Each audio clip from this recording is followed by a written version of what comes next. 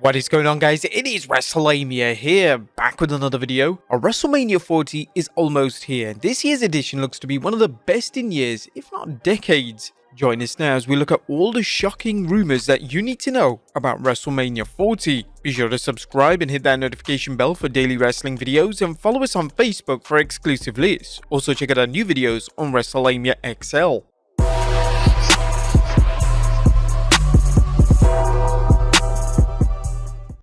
Number 1, a new start time. One interesting development for this year's show is that WrestleMania will actually start at 7 PM Eastern rather than the normal 8 PM start. Does this mean that WWE is planning more matches or simply giving itself more time so it has more room for matches and segments? Number 2, more matches being booked. WrestleMania 40 currently has 13 matches booked for both nights, but should the WWE Universe expect any more matches as they present the biggest show of the year? Even Triple H recently announced on Complex that he wants WrestleMania 40 to be one of the biggest WrestleManias of all time. The WWE announced 2 additional matches to the show on 1st April, this being the Philadelphia Street Fight between Bobby Lashley and the Street Profits and the Final Testament, as well as a 6-person tag match between Damage-CTRL and the team of Bianca, Belair, Naomi, and Jade Cargill. Some fans and wrestling analysts have speculated there will be 14 matches. Still, we don't think that Triple H believes a show needs a certain number of matches, something which should be obvious from the game booking just 4 matches at this year's Rumble.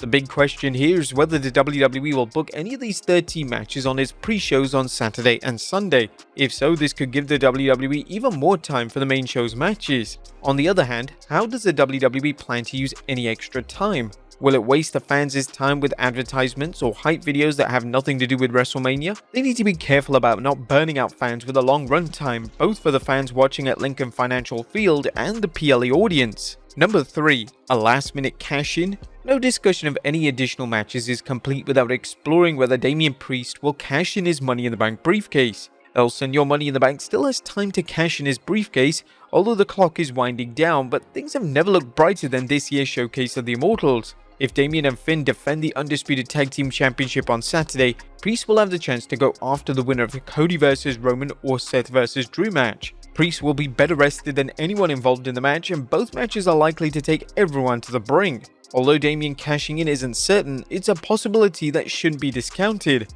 Number 4, huge legends to return. The WWE Universe is buzzing over the rumors of legends such as John Cena, Stone Cold Steve Austin, and even The Undertaker showing up. While none of these 3 superstars have been announced for the show, there have been rumors galore that one or all 3 grappling greats could show up. If any of these superstars do show up, it's extremely unlikely that they'll work a match. First, The Undertaker has repeatedly said he's finished competing. Second, it's doubtful that Stone Cold Steve Austin will work an impromptu match, although that isn't the case with John Cena, who's repeatedly shown he's game for anything if he can help the WWE. Third, and perhaps most importantly, the WWE will promote any match for weeks, if not months, if that was the case. With that being said, the WWE Universe believes that the 25th March Raw segment, where The Rock beat down Cody Rhodes senseless, provided an Easter egg that Cena and Austin will be at WrestleMania to lend a hand to Cody should the Bloodline interfere on Sunday. Dave Meltzer recently told fans not to read into any possible Easter egg. However, Meltzer did note in the latest Wrestling Observer that there is a mystery slot slated for the show. Just what that means is anyone's guess, but a recent tweet could provide a clue.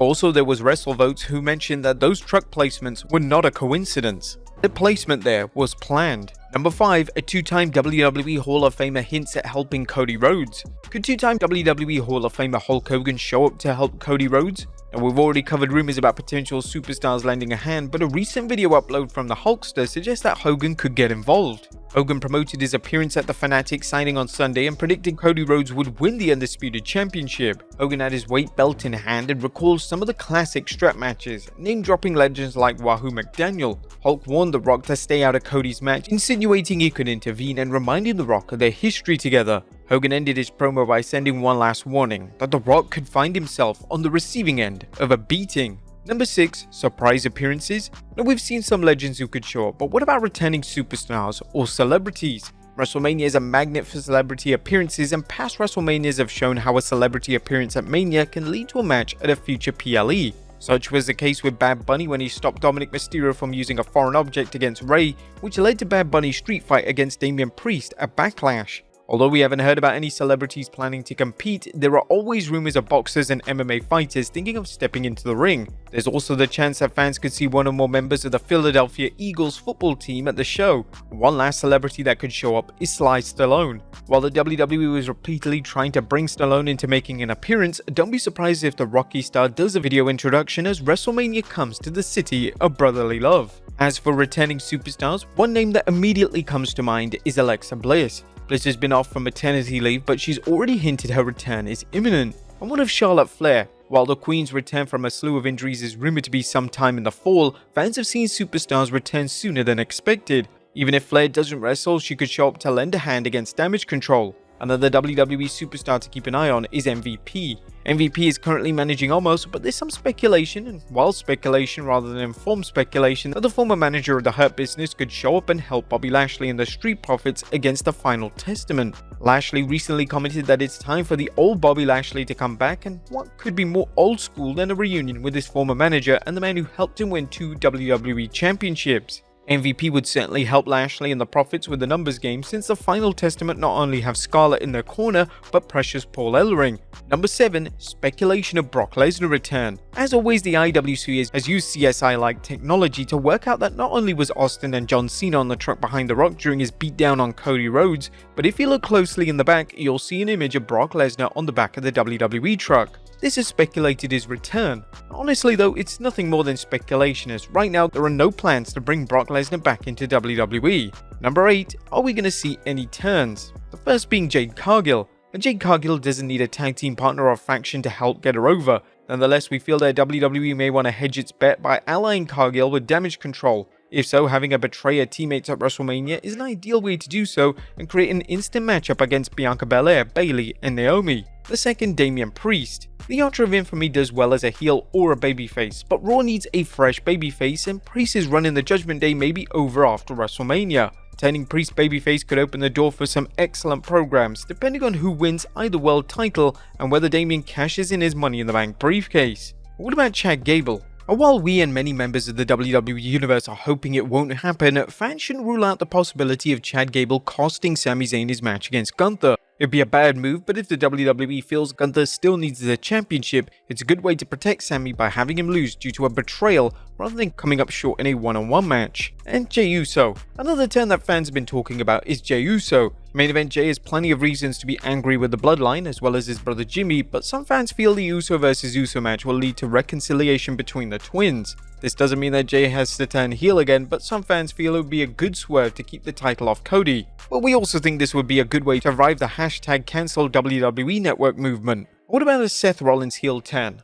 Well, some fans believe Seth will turn on Cody on night 1 during their high-stakes tag team match. While it's possible Rollins hasn't forgiven Rhodes for beating him 3 PLEs in a row, we doubt this will happen, as it will make for more sense for a babyface Seth to face a heel Drew McIntyre. Number 9. How will WrestleMania affect the WWE going forward? While fans know the WWE doesn't start things over with a clean slate after Mania, otherwise there'd be no reason for Backlash to resolve some storylines that didn't end at the show of shows, expect to see some new directions for several superstars and factions. Is Roman Reigns going to quit WWE if he loses? First is the question of what's next for Roman Reigns. Reigns has said that if he loses the Undisputed Championship and he's no longer the top guy in WWE, then he doesn't want to be here. Now, although this is not part of any match stipulation, the WWE made it clear in Roman's recent A&E documentary and on Raw that he sees no future in wrestling should he drop the title. While fans shouldn't take this as evidence Cody is winning, it could give Reigns an excuse to take his usual 3 or 4 month stretch off television. What about the Judgment Day? The second biggest question is how things will play out for the Judgment Day. The group has been teasing a split for months now, whether it's Damian Priest wanting to run things, Dominik Mysterio's friendship with Legado del Fantasma, or the question of whether Rhea Ripley is turning babyface. The Judgment Day has been great, but it's a faction that doesn't need to go on, and it's helped elevate the careers of everyone in the group.